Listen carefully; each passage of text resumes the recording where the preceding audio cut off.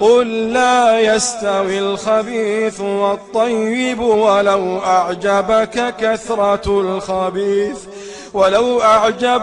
كثرة الخبيث فاتقوا الله يا أولي الألباب لعلكم تفلحون.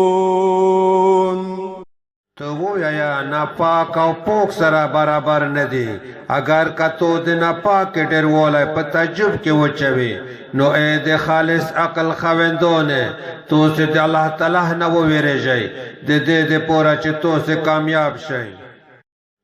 يا أيها الذين آمنوا لا تسألوا عن أشياء إن تبد لكم تسؤكم وإن تسألوا عنها حين ينزل القرآن تبد لكم عفى الله عنها والله غفور حليم.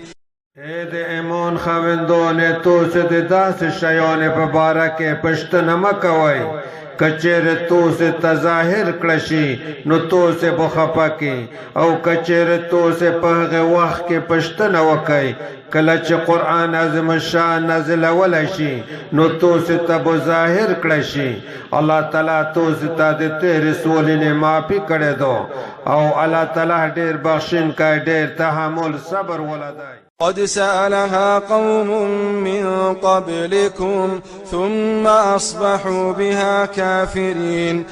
یقینا د تو سنا مخ کې یو قوم د دغه خبره پښتنه کړي وا بیا دې په هغه کافر شول. یقینا